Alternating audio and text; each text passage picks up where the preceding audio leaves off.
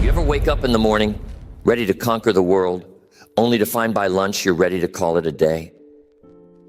I feel like a lot of us have.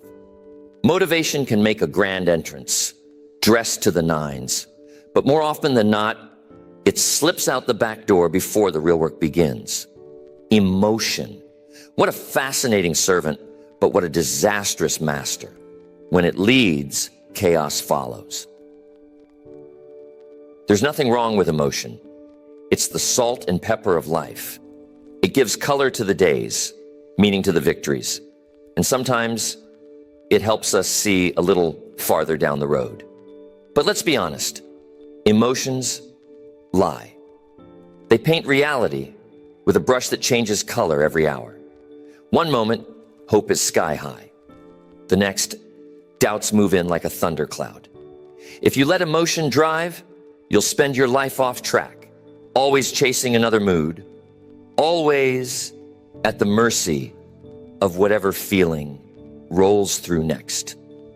How many times have you heard someone say they didn't feel like it today? That's emotion, whispering in the ear, persuading and convincing, making excuses sound reasonable. You see, motivation is wonderful for lighting the fire. But when the weather turns cold, emotion looks for the nearest blanket and sits down. It won't chop wood. It won't fetch water. It just wants to be comfortable again. So what's the answer? Systems. Systems are built to keep you moving when the emotion fades. Systems work when you don't feel like working. They don't negotiate with moods or listen to complaints. The purpose of a good system is to keep progress steady, no matter what the weather inside is doing. Have you ever noticed a factory at sunrise? Nobody asks the machines if they're in the mood to run. The switches get flipped and the belts start moving. Systems don't care about the rain or if the foreman had a bad night's sleep. They just do their job. That's the lesson.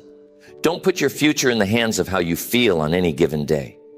Build a system so that when your emotions betray you, and they will, you can keep moving.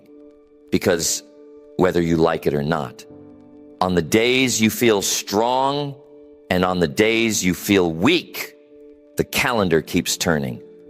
The world keeps moving. Let emotion be the music, not the conductor. Systems, structure, routine. These are the rails that carry you when enthusiasm takes a holiday. If you're counting on feeling good to do good, you'll find yourself sitting out too many games. If you rely on systems, you show up even when your mood is running late. That's how you beat emotion at its own game. By giving it a job, but never the keys to the car. Inspiration. It's a beautiful spark, isn't it? People line up for it. Conferences are packed. Books fly off shelves, all promising to light that fire inside. And it works for a little while. But let's have an honest talk. Inspiration on its own is never enough to change your life. Most people, if you ask them why they didn't follow through, they'll tell you they just didn't feel like it. They wait for a mood to strike, as if energy and discipline are guests who drop by when the weather's just right. But here's what I learned. If you wait to feel like it, you'll wait forever. Emotion starts the journey, yes, but structure gets you to the destination. Let's say a new year rolls around. The inspiration is strong. Goals get scribbled on napkins, gym memberships are bought, new planners are filled out with good intentions. But look around come February, and most of those planners are gathering dust. Why? Because emotion got everyone moving, but only systems keep people from stalling. I remember meeting people with more natural talent than I ever had. They could sell, persuade, charm, or create if the moment was right. But the moment wasn't always right. They would rise fast, then vanish just as quickly because inspiration ran out and there was nothing underneath to keep the momentum going. Inspiration is the match. It can light a fire. But unless you have wood and a way to keep that fire burning, it goes out as quickly as it started. The mistake is thinking the spark is enough. The truth, the follow-through is what counts. And follow-through is never built on how you feel. It's built on what you do, especially when the excitement is gone. So what's the difference between those who achieve and those who watch from the sidelines? The achievers are grateful for inspiration, but they don't depend on it. They use it to get moving, but they don't stop when the thrill wears off. They understand that structure, routine, discipline, and a plan are what carry you past the emotional highs and lows. Ask yourself, how many dreams have died in the waiting room while someone sat and hoped to feel inspired again? How many opportunities have slipped by because someone was waiting for their mood to improve? Too many. I love a good wave of inspiration, but I never trust it to last. I use it to get started. Then I switch over to systems. The people who win are those who build the habit of action, not just the habit of dreaming. The real secret is doing what needs to be done, whether you're in the mood or not. If you want to see results, don't just rely on being inspired. Build a structure underneath your inspiration. That's how you keep moving when everyone else is waiting for a feeling. Now let's talk about the word that builds bridges from where you are to where you want to be. Discipline. Discipline is not concerned with the weather outside or the mood inside. Discipline doesn't show up for applause. It simply shows up day after day and does the job that needs doing. You see, emotion asks, how do I feel? Discipline asks, what must I do? The answers are almost never the same. That's why discipline is emotion's counterbalance when the excitement fades and motivation packs its bags. Discipline is the one left holding the lantern, lighting the next step forward. I remember starting out, and there were plenty of mornings when the bed felt warm and the world felt cold. The mind said, stay comfortable. The discipline said, get up and go again. And the more you answer discipline's call instead of emotion's plea, the stronger you get. Soon, the argument in your mind doesn't last as long, and you find yourself moving almost before the excuses can get started. Discipline is doing what needs to be done, especially when you don't feel like it. That's the muscle you want to build. Every time you follow through, regardless of mood, you reinforce the habit. You send yourself a message. I'm the kind of person who does what must be done. And that message gets stronger. Each day, you honor it. Think about the farmer. The field doesn't care how the farmer feels. The seeds need planting, the weeds need pulling, the crop needs tending. Discipline gets out of bed and heads for the field, whether it's sunshine or rain, enthusiasm or reluctance. The reward is always waiting for those who keep moving, regardless of feeling. Discipline is not harshness. It's not punishment. It's simply the practice of sticking to what you said you'd do. It doesn't shout or demand. It quietly persists. It's the silent architect building your future, one brick at a time. Some people look for ways to feel more motivated. But if you let discipline lead, you'll find motivation meets you halfway. Discipline creates its own inspiration, born from the pride of doing what you promised yourself. The more you practice it, the more you trust yourself, and the less you worry about chasing a feeling. That's why discipline is the real secret weapon. It doesn't argue, it just acts. It's reliable, unshakable, and always ready to work. While others are waiting for the right mood, discipline is busy producing results. If you want to rise above the roller coaster of emotion, make discipline your standard. Do it when it's easy, and especially do it when it's not. That's how you build a reputation with yourself. And that's how you move from hoping to knowing. Now, I want to talk about something simple, yet so powerful. Routines. If you want to cut down on the battles you fight every day, let routines do the heavy lifting. See, the real benefit of a good routine is it eliminates the daily debate. No more back and forth with yourself about what you should do. The schedule decides, not the mood. Have you ever noticed how much energy people spend deciding? Should I go to the gym today or skip? Should I make those calls or put them off? Every question chips away at your willpower. But when a routine is in place, the answer is automatic. It's what you do, not what you feel like doing. Decision fatigue is real. The more choices you have to make, the more tired your mind gets. And soon, the easier path starts to look appealing. That's when old habits creep back in and progress stalls. But when your day is structured, certain tasks, same time, every day, there's no room for debate. Routines are like guardrails for your energy. They keep you on track when the winds pick up and emotions start to sway. The great ones in every field all share this trait.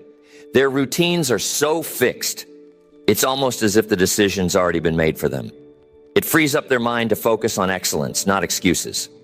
Now, some people think routines are boring, but I'll tell you, boredom is not the enemy. Chaos is. Predictable routines set you free from chaos. They give you back the energy you waste, wondering, doubting, hesitating. And the best part? Every routine you stick to becomes another brick in the foundation of your character.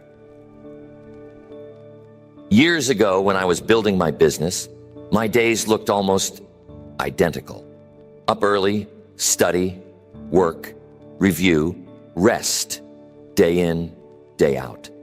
Not glamorous, but predictable. That predictability gave me space to be creative, to think ahead, to build something solid. Because I wasn't using all my energy fighting little battles with myself. So here's the key. Design your routines on purpose. Choose the habits and schedules that move you closer to your goals. Then stick to them, regardless of the weather inside. The longer you keep at it, the easier it gets. Before long, it feels strange not to do the things that once felt difficult. Let your routines become your allies. Let them protect you from the pull of your weaker moods. When you do, you'll find yourself making progress even when you least expect it. Because the path is set, the rails are laid, and all you have to do is keep moving. Okay, let's turn our attention to one of the simplest, most powerful tools ever invented: paper. There's something almost magical about writing things down. When the mind is racing and emotions are running high or low, paper sits there quietly, steady, unchanging, and honest. You see, passion comes and goes. Excitement runs hot and cold, but a written plan doesn't budge. That's why I call paper the second brain. When feelings are swirling, the checklist is clear. When your mind is distracted or your heart is tired, the written goal is still there, waiting. It doesn't get bored, it doesn't complain, and it never forgets. People ask, how do you stay on track when you don't feel inspired? My answer, take it out of your head and put it on paper. Turn wishes into goals and goals into plans. When you see it written, it becomes real. No longer just a hope, but a target. Checklists are more powerful than most people realize. The mind is a wonderful servant, but it's a forgetful master. When you rely on memory, emotions can cloud your judgment, and important details get lost. But a checklist keeps you honest. Did you do it or didn't you? The box is either checked or it's not. I remember early on trying to keep all my goals in my head. Some days it worked. But more often, I'd drift. I'd let the day decide what mattered, and pretty soon, emotion was making the schedule. When I started writing things down, everything changed. The paper became the authority, not my mood.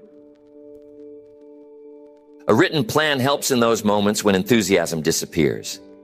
Instead of asking, "What do I feel like doing?" you ask, "What did I say I would do?" The paper tells you. The list guides you. On the tough days, that's the difference between drifting and staying on course. Don't wait for passion to return. Use your plans, your lists, your goals, written and clear, as the compass that keeps you steady. When you find yourself wavering, go back to the page. Let it remind you of the direction you chose when your mind was clear and your heart was committed. I've seen fortunes built on nothing more than a simple plan, consistently followed day after day. And I've seen fortunes lost when people let emotion overrule their plans. Make it a rule. If it matters, write it down. Trust your second brain. When emotion lies, paper tells the truth. That's the quiet power of a written plan. When the world gets loud, when your feelings take you on a roller coaster, your plan is still right there. Steady, silent, and sure. Here's the key. You gotta build, improve, and maintain your systems. I like to think of a system as emotional insurance, life, business, even personal development. They all run smoother with a good system in place. Because no matter how well you prepare, storms will come. Days will show up with bad news or no news, with low energy or high distractions. If you're relying on emotion to carry you through those days, you're in trouble. But a system, now that's the track that keeps your train moving. Imagine a locomotive out on the open plain. As long as it's on the rails, it moves forward, no matter how strong the wind blows or how rough the weather gets. The rails are the system. The engineer might be tired or excited or worried, but as long as the train stays on those tracks, it makes progress. That's what a good system does for your goals. It guides you forward, rain or shine. Systems are not glamorous, but they are powerful.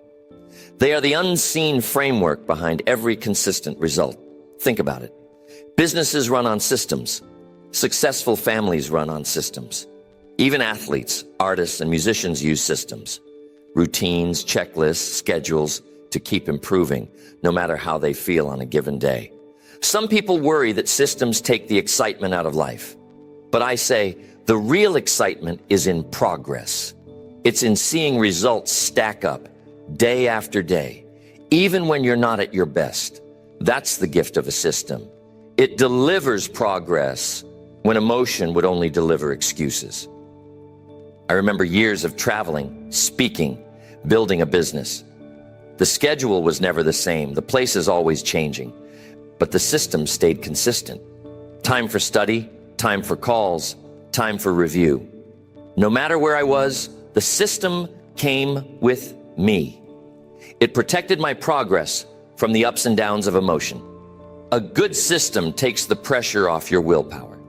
Instead of using precious energy to decide what comes next, you follow the tracks you've laid out.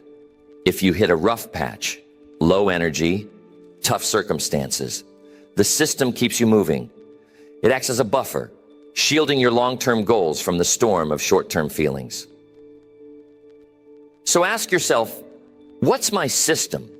What rails have I put down to keep my progress steady, even on the hard days? If you can answer that, you've given yourself emotional insurance, protection from chaos, and a guarantee that you'll keep moving, no matter how the wind blows. That's the secret. Build the system, trust the system, and let it do the heavy lifting when your emotions start making noise. Now, we can't leave emotion out of the story. Emotion is powerful, maybe the most powerful force in the human experience. But here's the key. Emotion should inspire the plan, not run it. Use excitement to set the direction, to spark the dream, to get the vision in motion. But after that, let structure and discipline take the lead. Think about building a house. Emotion is what gets you dreaming about a bigger kitchen, a sunny porch, a room for the grandkids.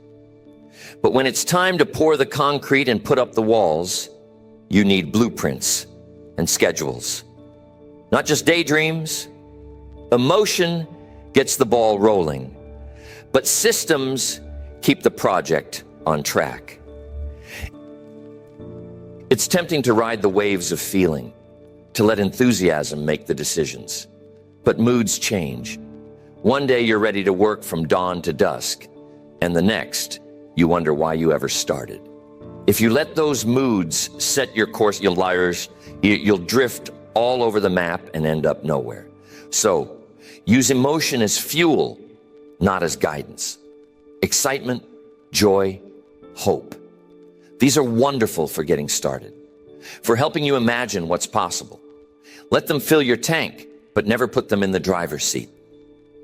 Because when the fuel runs low, you still need a reliable vehicle to get you where you're going. Early on, I learned to separate the inspiration from the execution.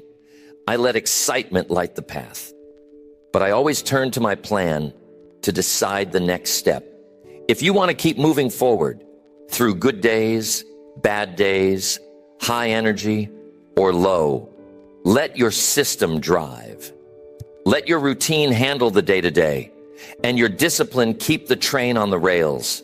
And when you accomplish something, celebrate. Let emotion fill the room with gratitude and pride. But when it's time to work, trust your system. That's the way to keep making progress without burning out or giving up. Remember, the goal isn't to eliminate emotion. It's to put it in its proper place. Let emotion be the inspiration behind your action, not the judge of whether you act. You don't have to feel like it to do it. And the more you practice this, the stronger you become. That's how you use emotion without being used by it. Let it light the fire, then let your system keep you warm. Now, let's get down to something we can actually use. Something we can actually see, but is often overlooked. Measurement.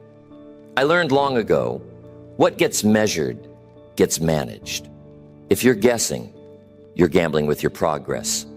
But if you're measuring, you're managing with your eyes wide open. Feelings can fool you. Some days you feel like you're making progress, when in reality, you're just spinning your wheels. Other days, you feel behind. But the numbers show you're right on track. That's why it's so important to build measurement into your system. Emotion clouds the picture. Numbers bring it into focus. Think about a business. Would you trust your livelihood to a feeling about how the sales are going? Or do you want the numbers, revenue, expenses, inventory, profit? The numbers tell the story, clear and unvarnished. That's how you keep a business alive. And it's how you keep personal progress alive too. I started measuring everything. Calls made, books read, miles walked, dollars saved. Not because I love paperwork, but because I loved knowing where I stood. A review at the end of the day or week kept me honest. If I was off course, the numbers showed it before the consequences got too big.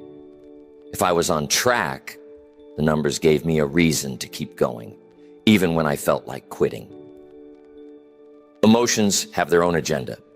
They'll tell you to quit when you're tired, to coast when you're ahead, or to worry when things are fine. But the numbers don't lie. They're not interested in moods or stories. They tell you what is, not what you wish was true. Here's a question to ask yourself. Am I measuring or am I guessing? Don't just hope you're getting better. Prove it to yourself. Track the things that matter. Review your results regularly.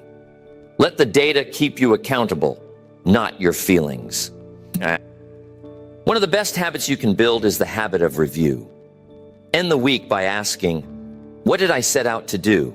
What actually got done? Where did I fall short and where did I excel? That's how you separate the facts from the fiction emotion sometimes weaves. Remember, progress loves clarity. And clarity comes from measurement, not from moods.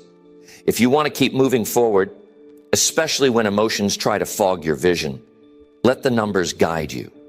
That's how you make adjustments in time, celebrate wins you might have missed, and keep the engine running smooth. Measurement. Simple, honest, and always on your side. Now here's what separates those who finish strong from those who fall short. The moment when the results aren't what you hoped for. This is where emotion and systems part ways. When things dip, emotional people quit. Systematic people refine. I've seen it again and again. Someone sets a goal, starts strong, but then hits a stretch where nothing seems to work. The feeling sets in. Maybe this just isn't meant to be. Emotion wants to throw out the whole plan. But here's what I learned. Don't adjust the goal, adjust the system. It's easy to get discouraged when the numbers don't add up, when the results don't come as fast as you hoped. The temptation is to lower the target, shrink the vision, or walk away altogether. But if the goal mattered on day 1,